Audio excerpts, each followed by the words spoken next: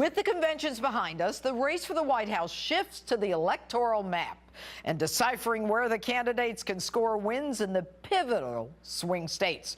Republican pollster Lee Carter joins me now with the details.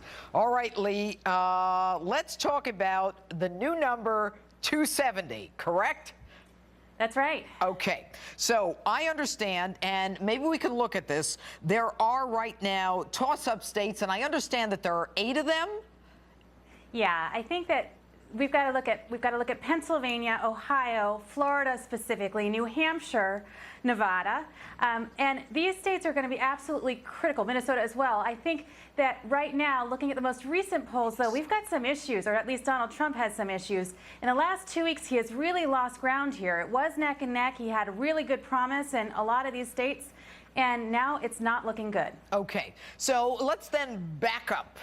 What Yes. happened? They come out of the conventions. They're doing great. They both had some issues at the convention, but she had worse issues. The DNC emails again, Bernie Sanders supporters. And now we've got the latest polls show what, a 10-point difference? Where It is a I guess 10-point it's Fox spread. News poll. Hillary 49, Donald 39.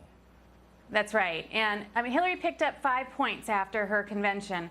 I think it's really important, though, that we look at what happened with Donald Trump the last 2 weeks. This is probably the worst 2 weeks for any nominee coming out of a convention, yet he had come out, you know, with all odds saying that he was 55% likely to be the next president of the United States when he left Cleveland. Right now, looking at the odds, it's about 75% likely that he's not going to be the next president. He has had a horrible few weeks. He has gotten off message. He's been defensive.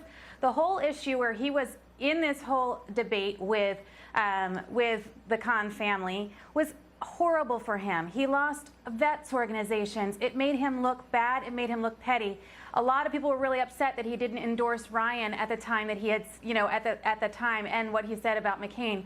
Obviously, he came back and he did endorse them last night. But it's just been a very, very difficult week, and a lot of people have had a hard time making excuses for his behavior over the last 2 weeks. So what he needs to do now, pivot back to his core message. He's got to get back on the economy. He's got to get back on jobs. He's got to get back on terrorism. In the most recent poll after this whole issue that he's had with the Khan family, Hillary and Donald Trump are neck and neck at what Americans think is the most effective president on terrorism. This is an issue that Donald Trump has owned all the way through. Yeah, he has owned it. And you know what? Given her history and the mess that we're in and the fact that ISIS was created under her, it is stunning. So it was his to lose. But you know what, Lee? We are in August. And by the way, she didn't have such a great week herself. The woman is tripled. No. She's tripled down on a lie that the FBI director said she told the truth. He appeared before Congress and swore that she lied at least 10 times. You know, I think that you've got a really, really valid point. And the fact that Hillary Clinton got up yesterday and what they're now calling the trifecta lie, where it was the 3rd time that she got up there and defended herself and said, I didn't lie. Comey was saying that I was, you know, trustworthy, or whatever the nonsense was. It just made it worse and now brought attention back to it. It could have gone away. It could have gone to bed, but she did that to herself.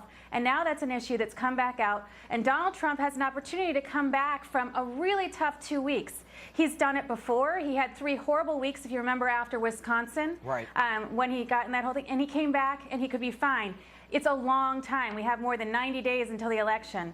And memory's short, and it's going to be, you know, it's going to be moment to moment here. But don't you think that as soon as she had that interview with Chris Wallace and said, oh, you know, the FBI director said everything I said was truthful, shouldn't Trump have come out with a commercial like within 24 hours? Yes. I mean, he was going the wrong direction. He was spending time on the wrong issues. Needs to work on it. Lee Carter, thanks so much for being with us. Anytime. Great to see you.